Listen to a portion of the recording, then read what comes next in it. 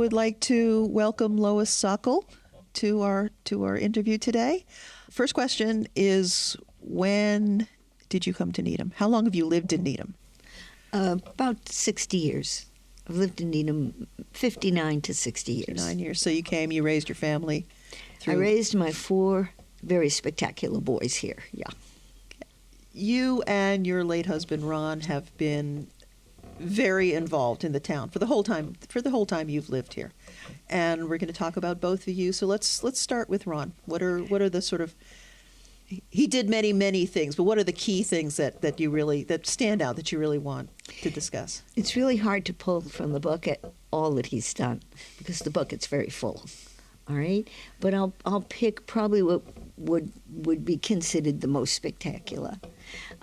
We were sitting at town meeting one night because he was a town meeting member for 25 years, and someone from the trustees Memorial Park came asking for some money to improve the Memorial Park building, which was very insufficient for how the town had grown.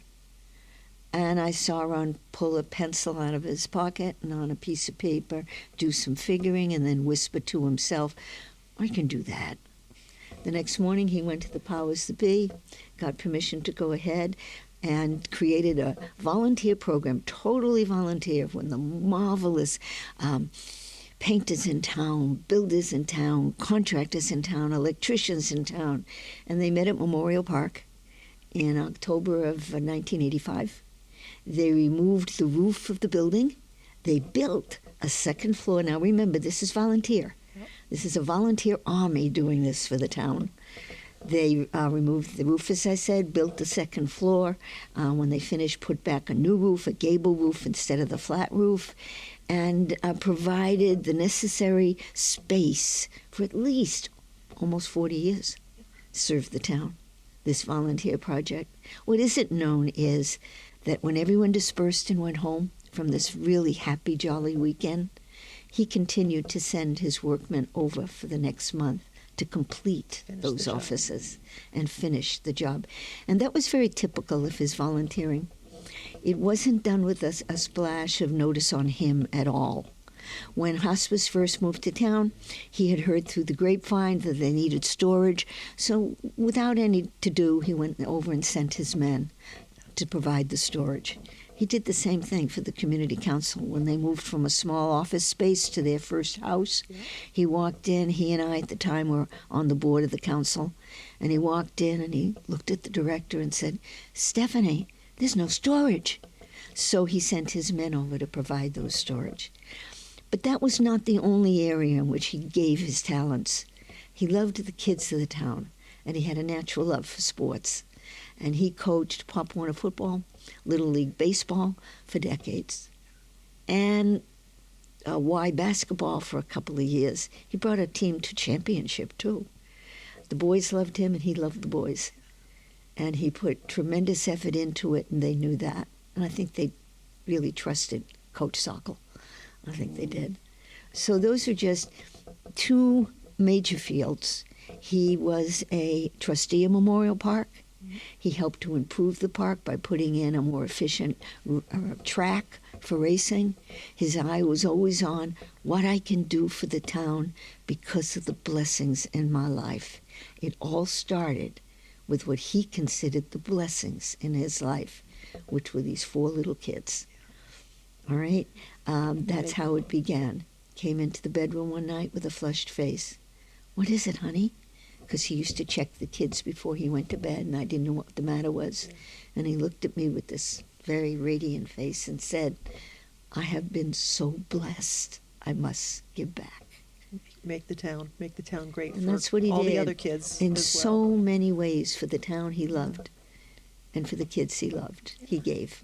And it wasn't just Ron. He had a partner in crime, which was you. You've been a town meeting member for 50 years? Approximately 50 years. I've been honored with that. I sit among the other 253 members, and we try to do our best in guiding the town. We try to do our best.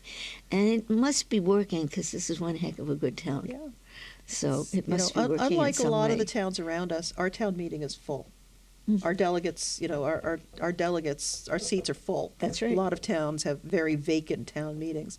You were also on the community council board for many, many years. You Yeah. initiated the ESL program. Yeah, I also, I feel myself to have been extremely lucky. I was honored to be part of the community council when it was a very small organization and moved to a very large one under the guidance of a very powerful and wise woman named Stephanie Kaline. And Ron was involved in the council as well. And yes, I was a teacher in the Newton schools. I taught in ESL, and I did bring that program to the community council. But what I'm most proud of with the community council's work, if I could explain that, Absolutely. about 40 years ago, maybe 50 years ago, Stephanie Kaline and I started a partnership that has lasted all this time and benefited so many people in town, thousands at this point. And that partnership was to provide Christmas meals Project Ezra. to Project Ezra, Yeah. to the population that is often served by traveling meals, because traveling meals doesn't work Christmas. So Stephanie and I made a joint joint team with Temple Beth Shalom of Needham and the Needham Community Council. And we make sure to provide Christmas dinners for the last 40 years. And we've grown from 25 dinners to 225 last year, and on the board is for 250 this year. And it's we're helped in that project by turkeys from Roach Brothers. And we're also helped in that project from different organizations that help us with the, as I say, the Roach Brothers turkeys. The hospital gives us containers for the food. The council does the clerical work of getting all the names of the people, making the bags with the information on it for delivery. At the temple, we get the other food beside the turkeys. Turkeys come from Roach Brothers. We have different teams of volunteers. One team of temple volunteers carves the 12 turkeys, carves them. Another team works in the kitchen and prepares the food. Got to mash those potatoes. Yeah. You got to get that cranberry sauce out of the can and the peas and carrots cooked. So that team works on preparing the meals. Another team works outside the temple in its hall, putting up the bags in which the food will go into those bags. Yeah. And then there's the fourth team, which comes to deliver those bags. Those bags of food are delivered to individual homes that wouldn't have those meals Right. on Christmas That's Day. 250 deliveries. That's a big job. 254. 254. Oh my gosh. Okay. No, I'm exaggerating. It isn't 254. It's 220. Yeah. This year we're going for 225. Yeah. This year we're going. And it's a wonderful program. The energy from both the council and from the Temple Beth Shalom members is profound.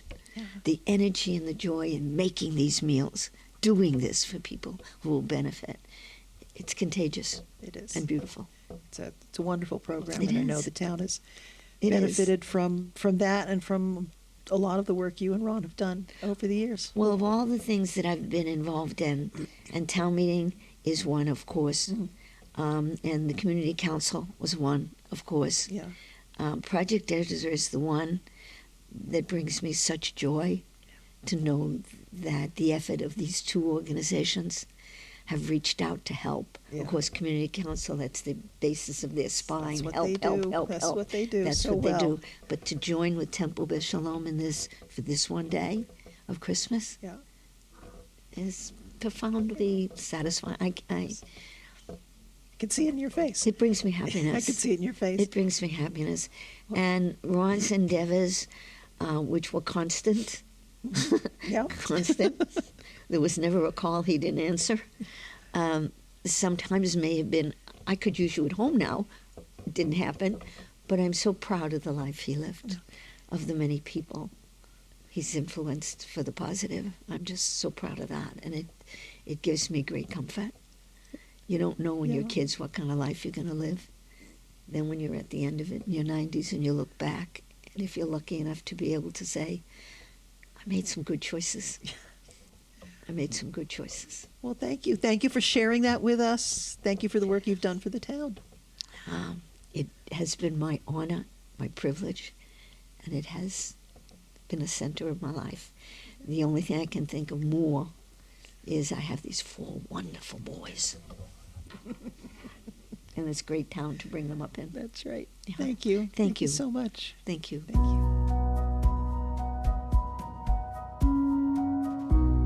All right, we are here with Louise Condon. We see Louise's name all over town, both for her amazing business, but also for all the activities and projects she's been involved in. Welcome, Louise. Thank you. We're going to start with, so when did you come to Needham? When did you and Frank come to Needham? Okay, we moved into Needham in 1968. So it's 57 years. 57. That's quite a while. That's quite a while. Did you start the real estate business then, or? Oh, was that- no, no. I was a mother of 7 children. 7 children, my gosh. And prior to that, I had been a teacher in Ohio for 3rd grade for 2 years before I started having children. And when we came here, I was just a mother. I was a room mother at Mitchell School for 7 years in a row, 1 for each child. When you have 7 kids, you're never just a mother. You're a general marshaling forces. And as the children got older, I was involved with Girl Scouts, Camp Malcolm. I was the camp director. I taught religious education at St. Bartholomew's Church for 50 years. Yeah. I started that in 1970. And it's been a lot of fun. I got involved with everything that was going on through the children and so forth. Yeah.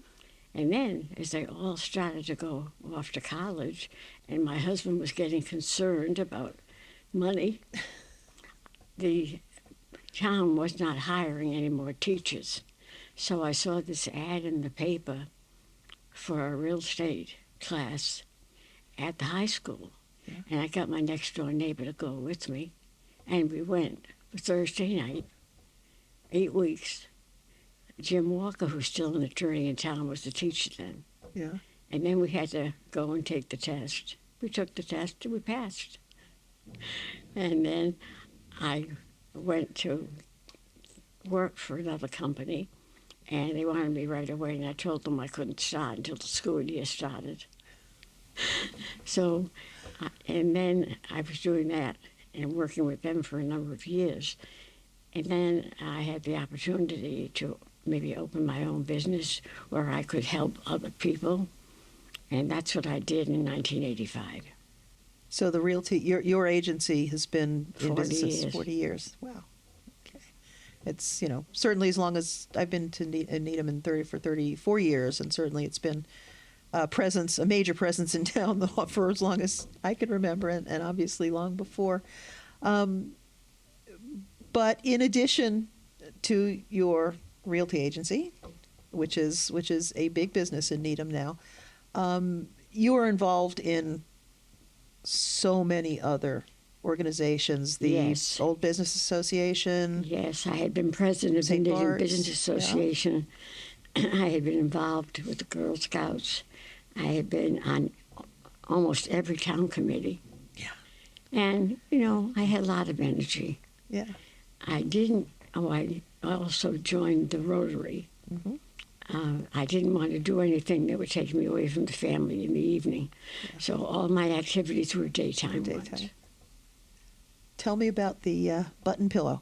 I went through the cupboard and looked at things, and I found this big bag with all these in it. And so I put them on a pillow and thought I'd bring them in. They talk about all the people in town and so forth, people who had run for office, people who were selectmen. Yeah. Everything is on here. These are events, kind of fun. campaigns, names that I recognize, names that I don't recognize. Needham Marsha Rockets. Carlton Marsha was our Carlton. selectman. Yeah, Her card is there. that was a tragedy. And we have a number of others, people that we knew. Yeah, that's exciting. It was kind of fun to look at. And then I went through and found a whole load of books that were very good about the town. Yeah, And I brought those in today, too. This is a project we worked on together. Louise and I were Yes. both on the committee for the Tercentennial, Needham Tercentennial, which was a very exciting project that we were And we very even happy had, to be involved in. And we even had a glass collection. We did. We had a glass collection. These were ones that we made for. These sold out way too soon for me to even get a set. But, Well, if you need one or two of them, let me know. I have half a dozen. oh, okay.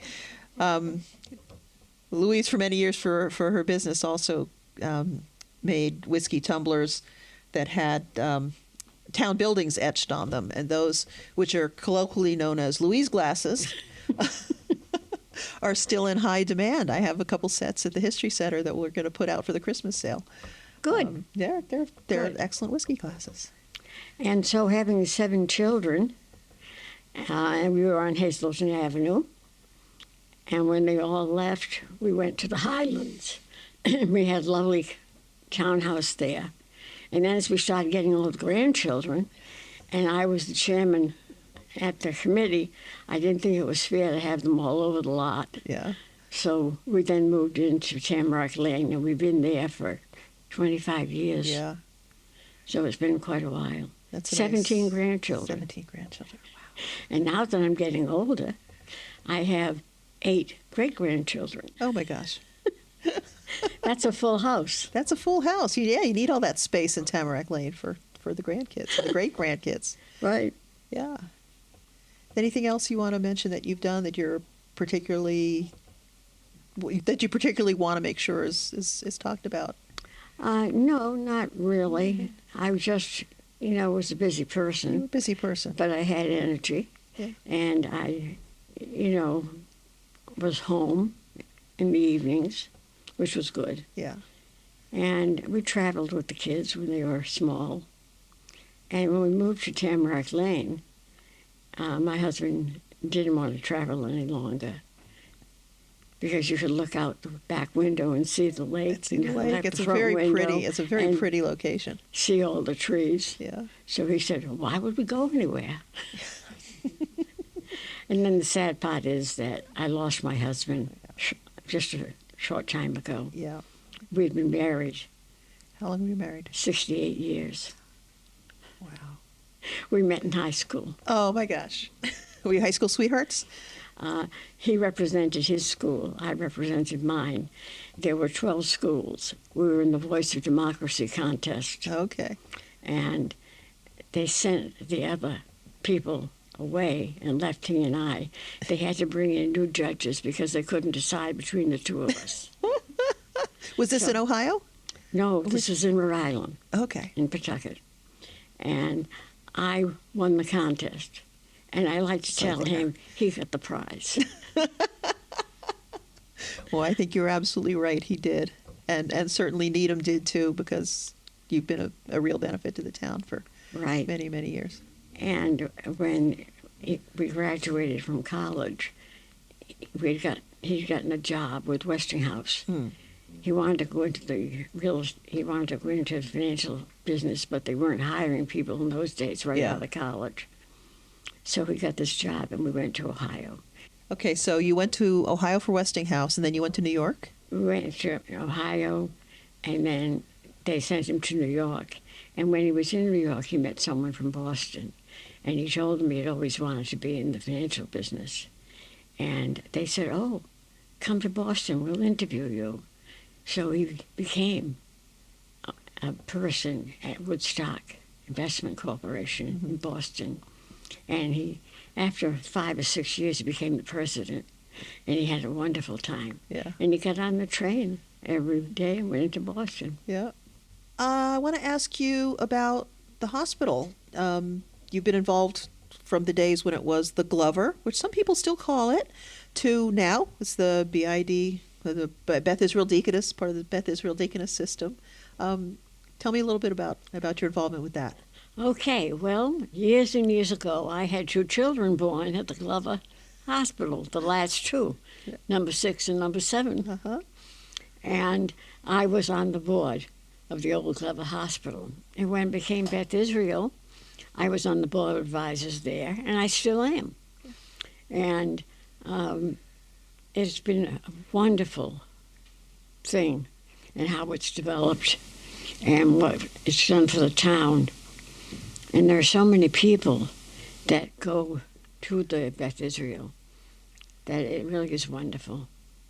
And it was just that small little hospital, and then it became larger and larger, Yeah. and now it's huge. Yes, and it's it's. I remember at the time it was when it obviously yes it'd been growing since the 70s or the 90s. I remember when Jack Cogswell was involved in that project as well, and trying to get. I remember they're talking about doctors. Doctors live in the western suburbs. Yes. Because a lot of the fear was, it was always a small cottage hospital. It'll be sort of a second-rate hospital, and I think it was I forget who the president at the time was of the hospital was saying, no, because doctors live in the western suburbs and they welcome the opportunity To be that close. to be this close, to do a couple days a week here at the hospital without having to go into Longwood where the traffic and parking is terrible, and so it's easier for them as well. So they're bringing the same excellent staff at their downtown hospitals. Oh, yes, they to do the a Needham wonderful Hospital. job, and they have expanded. To have the cancer center, and then to have that big Trotman building Yeah, where all the doctors are. It really is quite marvelous. it's really a benefit to the town. It's even in its early days, it was a benefit It for was. the earliest days, when Frederick Glover, who was not a doctor, he was a seller of spring water, which he tapped at the same spring that's a reservoir, but he just tapped it farther up the hill. And made a lot of money, and he gave his house to the town on the condition that they make it a hospital. And this was 1906, I think, and the town really didn't want to be running a hospital, and it kind of languished until the flu epidemic. And then they realized that having a place to sequester people, they turned it into a flu hospital in 1919, this place to sequester people, reduced the transmission of flu, and Needham, as a result, suffered much less than other towns. But the mill owners loved it because, they had a lot of even small injuries, but, running these big People could mills, come. there was a lot of injuries. They had a ready place to send people. And That was- and do you remember those years when all the doctors had their offices in their own homes? Yes. There was practically one on every street in town. And my pediatrician had his just to the extent, in addition to his house, it was his office. Well, now they're all at the hospital. Now they're all at the hospital. Yeah, and it has We've amazing. seen a lot of amazing things take place in the years. Yeah, and they add facility. Little by little, they add new facilities, and they're just, as you said, the cancer center is, a new addition that's really been a benefit. And, half the time I don't have to go into my regular doctors. They can just refer the tests to here. You need stuff, they can refer it to here. You just go down the block. Yeah. Makes it easy. Yeah. So any more expansion plans, or No, that's about it. not yet? Okay. Well, thank you so much, Louise. Appreciate your time. Appreciate your work. It was very nice talking with you. Bye now. Bye. Thank you.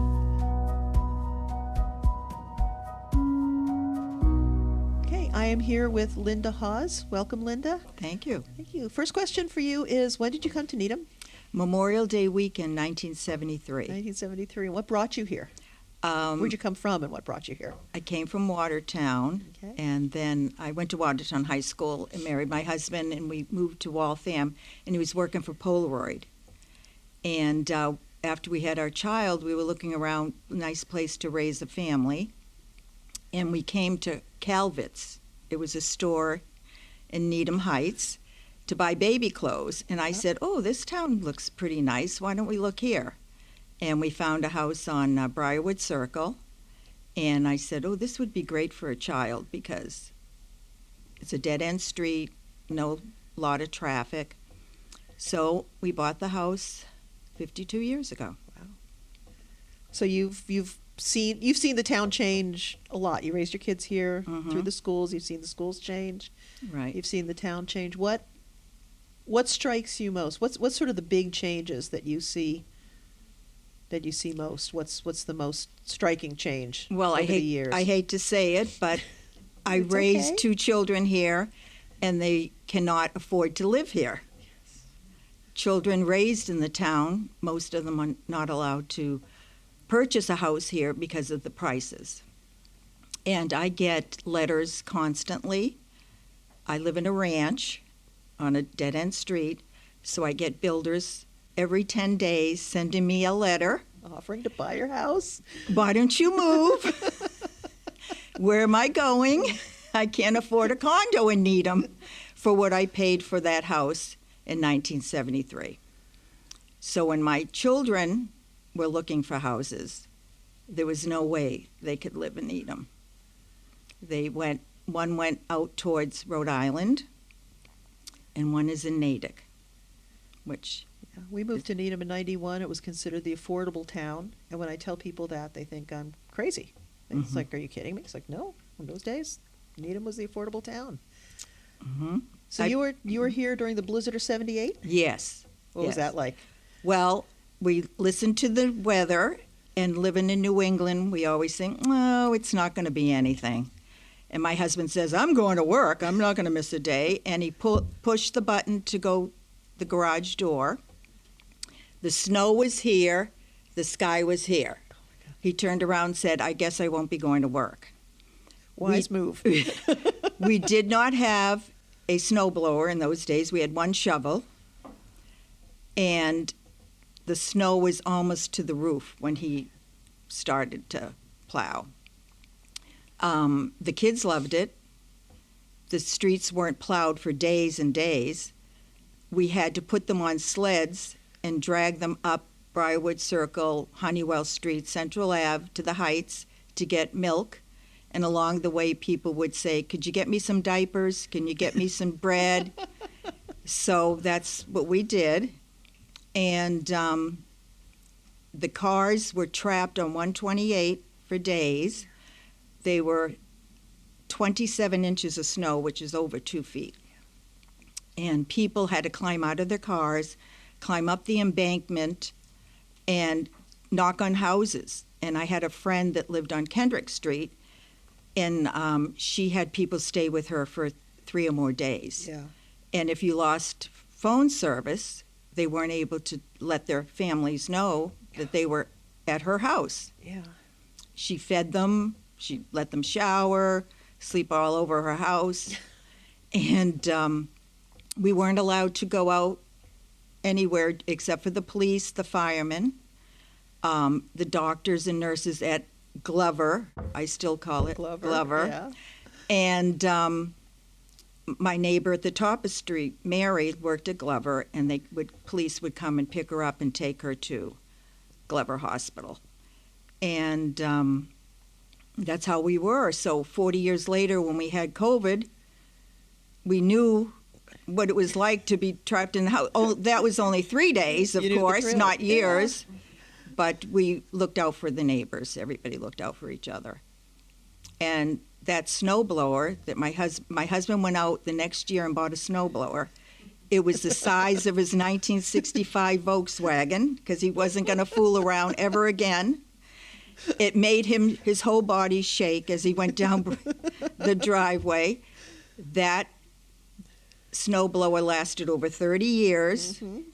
And when he went to bring it to the Needham dump, which I still call the dump, no sooner did he get in the car, someone grabbed it. Yeah. And hopefully today that snowblower, which was the size of a Volkswagen, is still working. Churning snow Mm-hmm. someplace. That's amazing. Yeah. And it kind of amazes me, and I'm not sure it would happen these days, that, as you said, people would just knock on doors. They needed shelter, and people took in strangers into their homes for several days. Yeah. And kept them here until it was safe to move. I was in Connecticut at the time. The roads were closed. You could not go on the roads, and that was right. The case here too. And no cell phones. No cell phones. So they couldn't notify family. Yeah, it was a different time. But I know we always think the weathermen are wrong. It's like, oh, they never know what they're talking about. Sometimes they do. But I think now the people who lived through the blizzard of 78 are the first ones that run to the store to get bread and milk. That's right. They're going to be ready before it happens again. So your kids went through the schools. Elliott, Pollard, Newman. Newman was middle Was the school middle at one school, time. Yeah. And Needham High School. They ran track. They were in plays, chorus. Yeah. Yeah, they did it all. Yeah. My kids went through the schools too. It's a great town Mhm. to raise your kids in. It's a great school system to raise your kids in. Correct. That's another reason why we bought in the town, because of the school Yeah. system. Anything else you remember that you want to talk about? Calvert's. Oh, Calvert's. Yeah, I miss that. Yeah. I missed that too. And now the building across the street is still empty. Yes, I think there's now a plan to renovate it and create housing. Oh, that And would with be the, great. with the new MBTA housing laws. I think somebody has finally bought it and is going to turn it into housing, which is a good location. And it'd be nice to not have it empty. I live in the Heights as well, so it'd be nice to not have Right. it empty after all these years. Right. But yeah, when my daughter was born, we lived at Calvert's, every day. Yes. Probably every day. Just put her in the carriage. It's 3 blocks away from my house. Just walk up there. And I would say to myself, "Oh, we're not going to go to Calvert's today." It's like I'd end up there anyway. Well, that's the reason I came to town. I know. And when I talk about Calvert's in especially in at the with the senior center, one of the programs, I'll mention Calvert's, and I'll hear this ripple through the room. It was a great store. It was a wonderful place. Okay, well, thank you so much. You're welcome. Thank you for coming to talk to us. Thank you. Thank you. Bye-bye. All right, we're here with Barbara Ryan. Welcome, Barbara. Thank you. Now, unlike the people we've spoken to so far, you actually came to Needham as a youngster. Yes, seventh grade. I was like 13 years old. Okay. And went through you called it junior high at that time, not middle school, and it was where the administration building is across from the funeral home there. The on old Highland Avenue School. Mhm. Yeah. We would have to cross in the snow for our classes because there was not even a covered archway, and so some of our classes were in one building, some were in the other, and so they have taken down one of those buildings. If you looked at it on the left, that now is apartments for people. Yeah. Whereas the one on the right was our other school that we'd walk from one to the other, which was interesting and cold. So you were using Emory Grover for classes as well? Yes. Oh, okay. Yes, we had the two. Yeah. Yeah. There was once a proposal to create a bridge between the two. I guess that never happened. And that never really happened. Right, exactly. So, it was a big transition from the Boston school system into the Needham school system, but I got used to it. But I still had been in West Roxbury for so many years of my growing up, and we had a train at that time that went had a stop in West Roxbury. So whenever I had a chance, I'd hop on the train and I'd get off at West Roxbury and walk down to where I used to live. Oh. And that was good for a Homesick. number of years until they stopped the train service. And we had a number of years, I'm not sure how many years that was, we had no train service. So I, in the meantime, got used to Needham and had my small circle of friends that I was close to.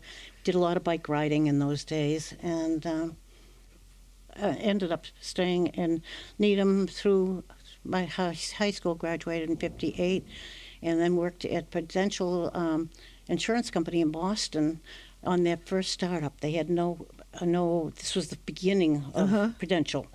And we trained, they took some of us from the high school and tested us where our strengths were, and mine were in mathematics. So I got into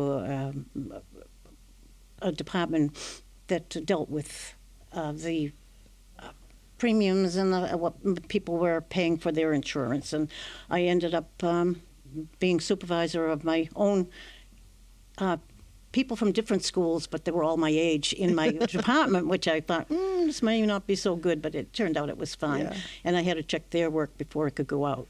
And then I moved to North Carolina, got married, and came back to Needham and lived in Wellesley for a while, and then bought a house in Franklin. So I was in Franklin for about 5 years. I had, at that point, children, and we moved back to Needham and found this house that was diagonally across from my parents' house here in Needham. And so we knew the people. So they had had a flood, unfortunately, in this lovely home. The lady was elderly. She went with her daughter and son-in-law to Fall River, where they lived, and he never shut off the water for the winter. Some woman was walking down the street and saw the water flooding out of the side of the house. Oh my gosh. And so therefore, for them, it was hard for them to think about selling and restoring it. And for me out in Franklin, I was dying to get back to Needham. And so it worked out very nicely. My father was a painting contractor. He had his own business, and he knew carpenters. He knew So people, between yeah. yes, between that, it was a tough going because we had to live in the back of my camper truck for a while because we had no other place to be, Yeah. and no kitchen. And we had to do things down in the set tubs in the basement, and it was quite an experience. But ultimately, I'm very happy to be here. I have a lovely home. This is old- the house on Crescent Yeah, Road? It Yeah. is. It is. We took out all the old radiators, had to put in a whole new heating system, and the ceiling in the kitchen, in the bathroom upstairs, flooded down into the kitchen. So the kitchen floor and the living room floor, dining room, the whole downstairs, it had lovely wooden floors that were like a roller coaster. Yeah. And amazingly, everything dried out wonderfully and settled down except for the kitchen. So we just put a tile floor in the kitchen, but Yeah. everything else was manageable.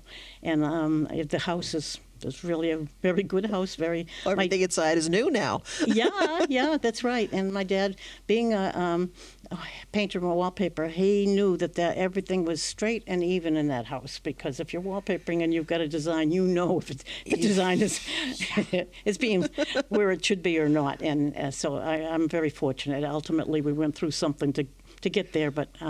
I'm very blessed and thankful to be where I am, and to be so close to Needham Heights, the Heights here, to be able to walk to the senior center, walk to the stores. It's very nice.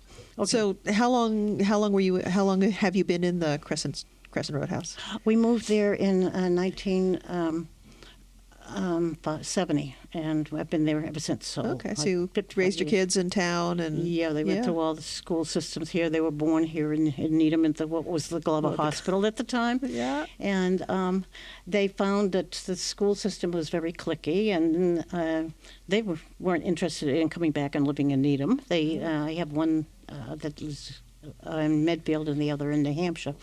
And but I'm thankful to be here, and I love Needham. And I'm sure if they got over their experience in high school, they'd be fine too. They'd be fine. Yeah.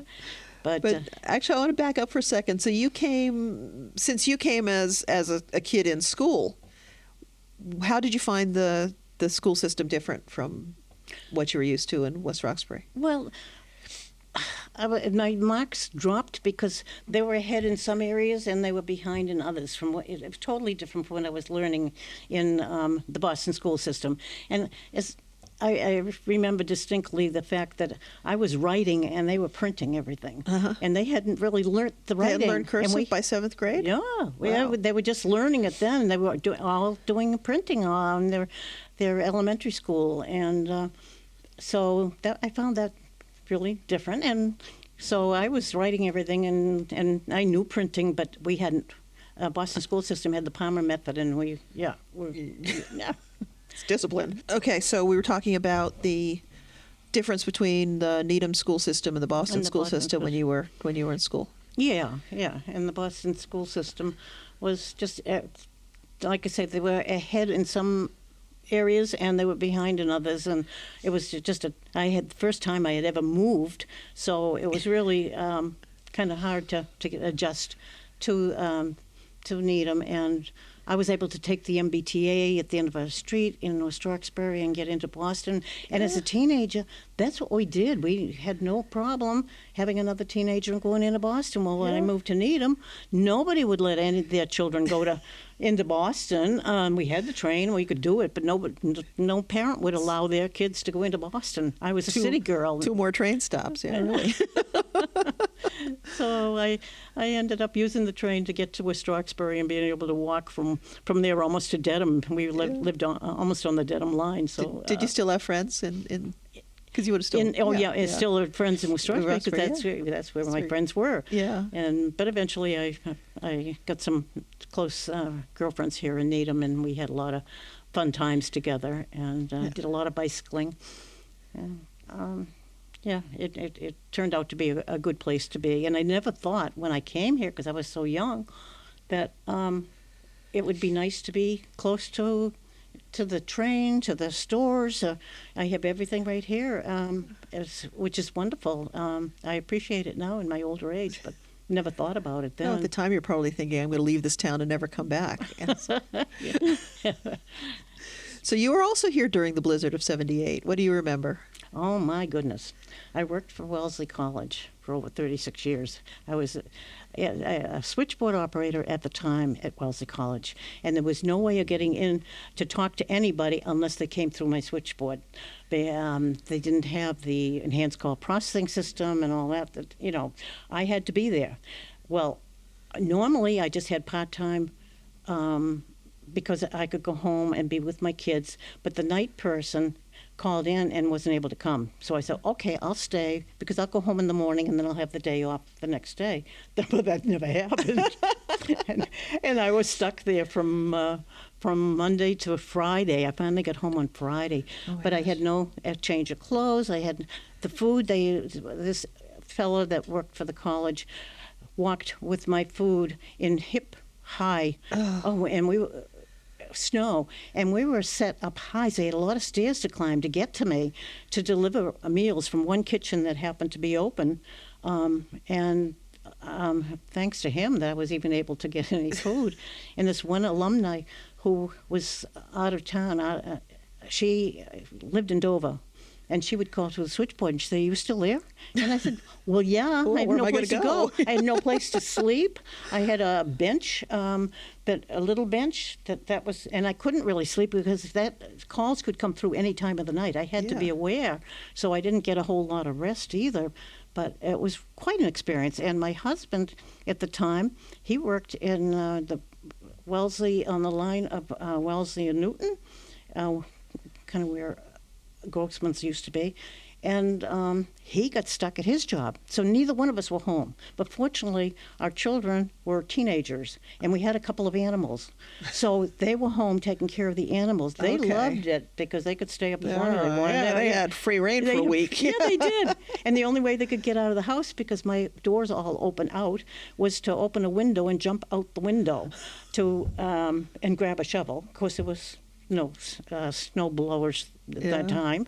So by the time we got home, the kids had to shovel out all that snow, and I did not experience people coming with sleds to go to the store. I missed all that because I was stuck under this beautiful tower. This is where we were located at Wellesley College, and so I had to walk back to the college to get my car, and because they would only allow a business. They finally allowed somebody that worked in the grounds department at the college to bring me home in their vehicle. Yeah. And then when I was able to, I had to walk back there to Wellesley College and get my car.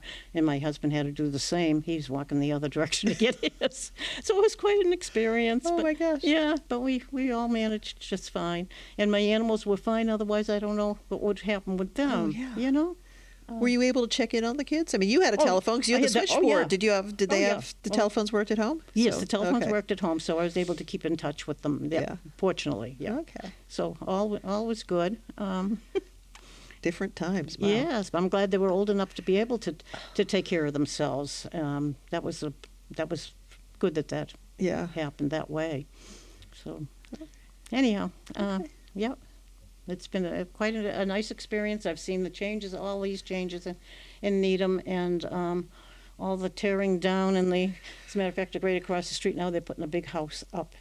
Yes. Yeah, everything is at least two family, and no more one family. Yeah, you got actually a couple houses on that street that are about to go. Mm-hmm. Yeah. And so I'm seeing them now that they're up so tall that I'm thinking these workers, they're halfway to heaven because they're way up where the sky is. And you're at the top of a hill, And I'm so top of a yeah. hill, So right. looking down, there's quite a view. Oh yeah, it's a beautiful view. I had sunsets, are wonderful. Sunsets are beautiful. Yeah. Okay. Well, thank you so much. You're very welcome. It's nice chatting with you, and thank you, Gloria.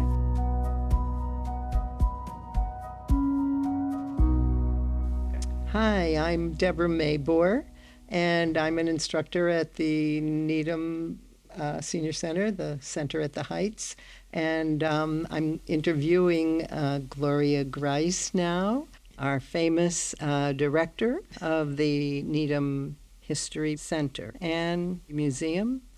So we want to find out all about you, Gloria, your background, how you came to Needham. Okay. Well, it all started. Go right ahead. No, my husband Michael and I came to Needham in 1991. We'd moved from the New York area to Cambridge in 82, and we lived in Cambridge for 9 years, and I know people say, oh, Cambridge is so wonderful. I never liked living in Cambridge. So when the time came to think about having kids, I said, I do not want to stay here anymore. So we started looking, and we were really we were looking very sporadically. We weren't, intent on a timeline. We said, we find something. Mm-hmm. And we were looking in Lexington because we had friends there and we really liked the town, and there was nothing we could afford in Lexington. I mean, we were in a fortunate position. We had a condo in Cambridge. So we had equity, and there was nothing we could afford. And Michael at the time worked for IBM, and one of his clients was General Dynamics right across the highway. And some of his colleagues said, well, why don't you look at Needham? And he said, why would anybody want to live there? He goes, it's an interchange on the highway. And they said, no, get off the highway and take a look. You're going to like it. Mm-hmm. So he said, I don't know. So it was a rainy October day. It was a Saturday. And we said, well, let's go take a look. So we did the, close your eyes and put your finger down and see which one comes up. And so we went to an open house, and the house itself was not one we wanted, but we started talking to the realtor, and he said, well, I'll find you something. I said, we're not really that motivated right now. He says, no, I'll just look. And said, okay, look, I want a town that has a gazebo and parades. And he said, you have come to the right place. Because at that point, all we'd seen in town was this one house. Said, you've come to the right place. And so he did. And sort of over the next, 6-8 weeks, he would call up every once in a while and say, I've got a couple places for you to see. And, finally he came up one day, because I've got this house. It's going on the market tomorrow. It has the biggest kitchen I've ever seen. Because that's one thing we said, we want a big kitchen. Because we do a lot of entertaining. So the biggest kitchen I've ever seen. It needs some renovations. Like, well, okay. So we looked. And it was perfect. Yeah. It was perfect. The kitchen had not been renovated since 1947, which was good because we were going to renovate it. We were fortunate. My dad was an architect, so we had somebody to do the plans for us. So I said, good. I don't feel bad stripping out anything from this kitchen. I'm not wasting it because everything needs to go. That had fortunately put other people off of buying the house, so we got it for $243,000, believe it or not, a 5-bedroom house. For $243,000, and we argued over that last three. Mm-hmm. Oh, we said 240, she said 245, and we fought until we got to someplace in the middle. Mm-hmm. But no, it's been great, and I hope never to leave that house. But for the first 10 years, people say, well, how did you get? Were you involved in the Historical Society? It's like, no. For the first 10 years, I was still working in Cambridge at the Peabody Museum at Harvard, and I went from my house to the train to Cambridge and back to my house. Sometimes I'd go out to Sudbury Farms and buy my groceries and come back. That was my whole experience of Needham, was Sudbury Farms. I lived here for 10 years before I went to Wellesley. My husband, in the meantime, was getting involved. A couple years after we moved here, he said, I think I'll run for town meeting. It's like, all right, knock yourself out. He's been in town meeting ever since. It's been 30 years. At some point, he ran for school committee. He's been on the school committee for 15, I think, or possibly more. He's involved in all sorts of things. But for those first 10 years, I barely lived here. I slept here. And then I was in my office at the Peabody one day, and the New England Museum Association published a monthly newsletter that had a job listing. And I was just sort of scanning through, as one does, and it said, Needham Historical Society is looking for an executive director. I said, hey, I can do this. I can do this. I won't have to commute to Cambridge anymore. I had, at that point, had a new baby. I was like, this could be good. So I went and I submitted an application. I interviewed with them, and that really was the first time I'd been there, because it was only open in the evenings at the time, and I was never available in the evenings, and I never thought about it. So they gave me a tour and told me what was going on. I said, well, this is really interesting. And at the time, they were just starting the project to move from Glendoon Road to the Newman. That was in the sort of the very beginnings of the process, and they said, well, we need somebody that can, we can't be an all-volunteer organization and pull off this project. We need somebody who's going to spend their time working on it, that's going to move it forward. So I said, well, this is great. I'll do this. Yeah, so they were just starting the project to move from the Glendoon house to the property we have now on Central Avenue, and they needed somebody who would be shepherding this project full time. So that's why they went from an all volunteer organization to hiring their first employee. And one of, sort of my calculation, I was looking at this organization and said, well, can they pull it off? And I looked at the board, and the board was all people that were heavily involved in the town. They were town meeting members, town committee members. One of our board members at the time was Jack Cogswell, who was a selectman. I said, I said, okay, these are people that know the town. So it's not a sort of pie in the sky, hey, let's do this. These are people that knew what the process was going to be. I said, yeah, they got a good chance of pulling this off. So it was great. And they were very welcoming. I, sort of learned the ropes. I had a couple of colleagues at the time, Polly Attridge, who was then and still is, I'm happy to say, the archivist. The late Ron Hyland, who was fabulous, Henry Hicks. So I had good people sort of getting me, going. Henry Hicks. So I had good people sort of getting me, going. I read everything I could on Needham history, because at that point I hadn't been particularly, interested in it. And I remember the first two things I looked at, and the two things that hit me right away were the Baker Estate and the Nike site. I read everything I could on Needham history, because at that point I hadn't been particularly, interested in it. And I remember the first two things I looked at, and the two things that hit me right away were the Baker Estate and the Nike site, and both of them going, no way. Yeah. There's no way either of these could have happened in a town like this. Yeah. And that really got me going. It's like I gotta learn more about this. So it became, and it's been a great adventure. I feel like I look around town, and I just drive. Sometimes I'll just get in the car and drive and say, oh, I've never been down this street. So I'll drive down the street, and then my ambition is to drive down every single street in Needham at some point. And I'm probably about 75% there. Great undertaking. But I'll have, we have a fabulous collection of historic photos, and I'll look at them and I'll try and see, try and sort of match them up in my mind. And it's like seeing ghosts. You see a place, but you also see what the place used to look like, and that fascinates me, that I can sort of see the differences in visual terms, because I'm a very sort of visual learner. Visual terms, how the town really has changed, and in the time that my kids have been, we've lived here for about 34 years, so it has changed a lot. It's changed a lot, obviously, in structure with the houses, but it's changed a lot in attitude. But I think a lot of that is for the better. And the one thing that really hasn't changed is that really strong sense of community. Very that strong, that Needham is really engaged in Needham. The people that live here are really engaged in town, and I see what some of my colleagues, in neighboring towns, it's hard for them to get people interested. It's hard for them to get membership.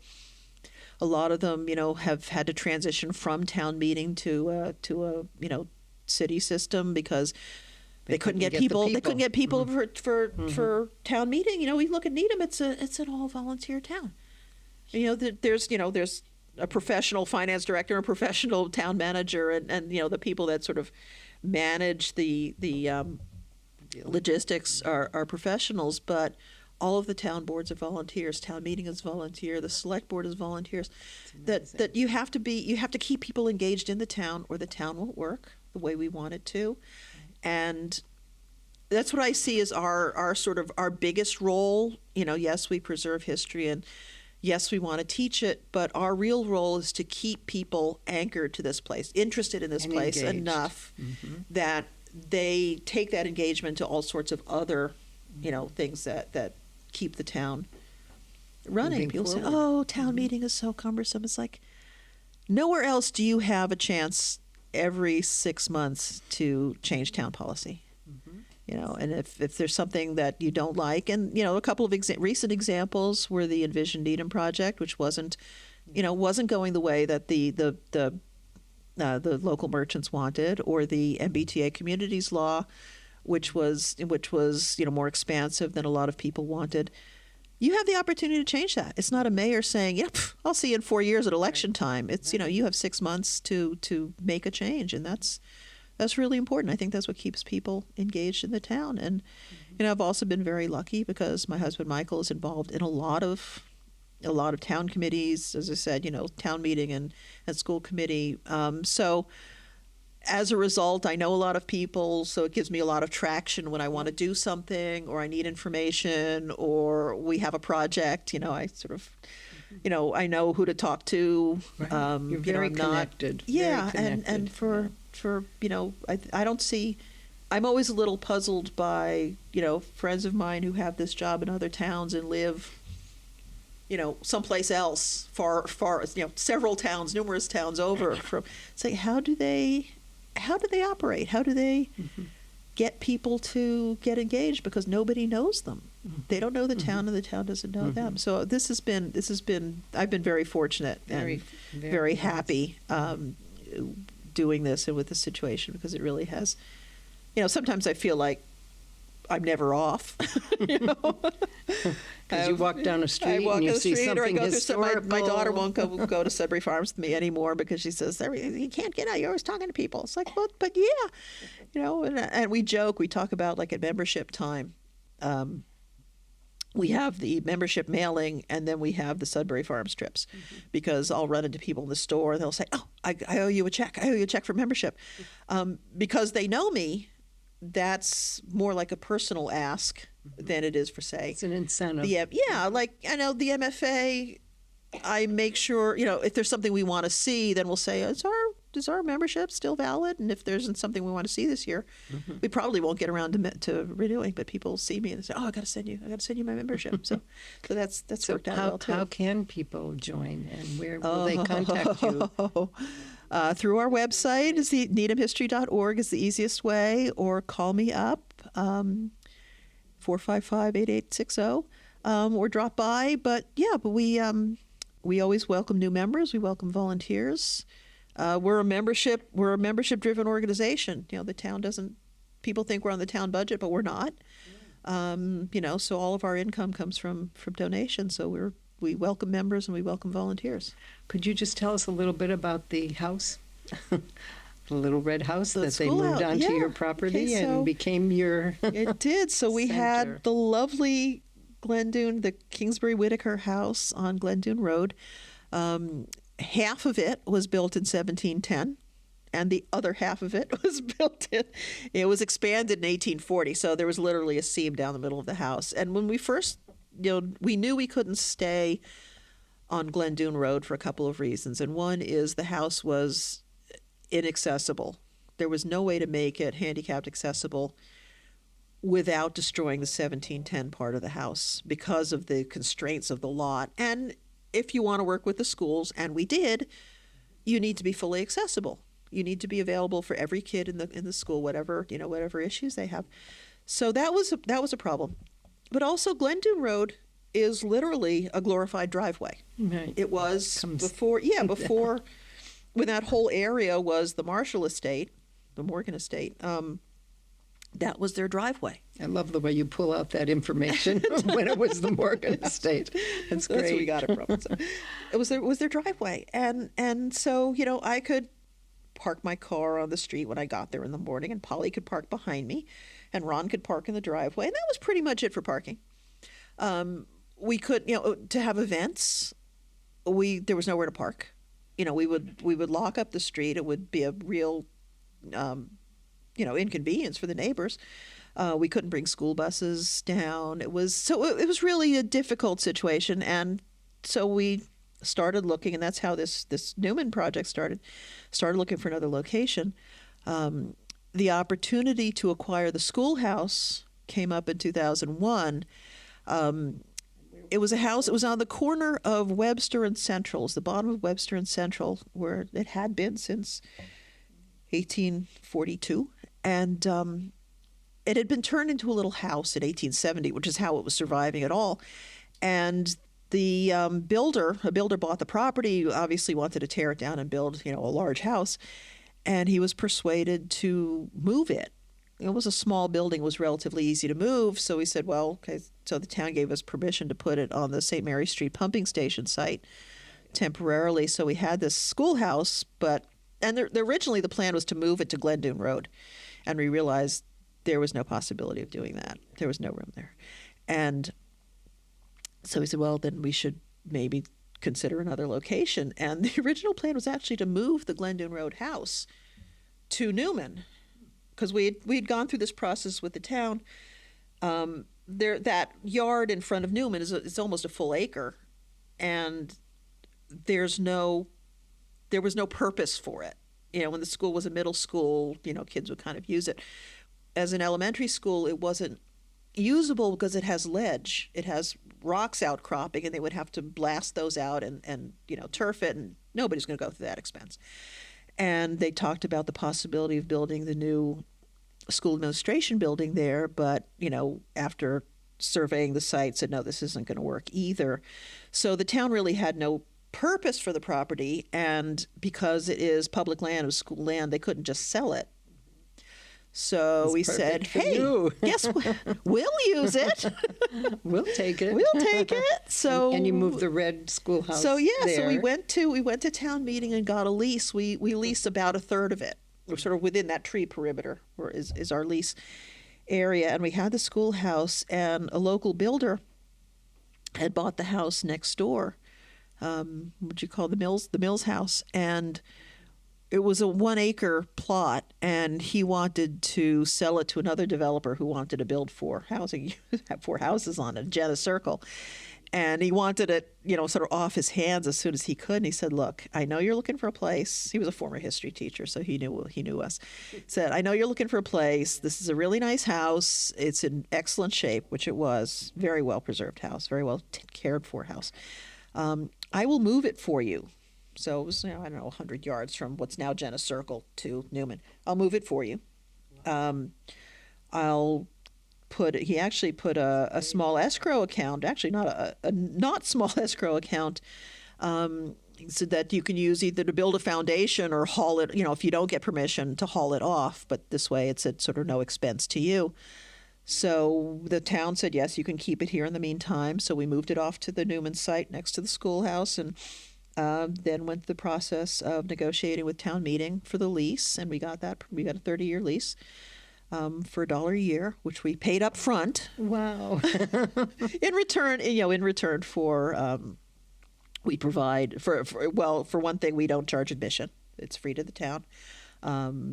But we also provide a lot of curriculum services that would probably cost them more, in a year than the lease would. But that's our mission, and that's what we enjoy doing. So that's not an issue for us. You have all kinds of events there. Also, we have, but it's also allows us. Democratic Party was just there. The Democratic last Committee night. rents the house.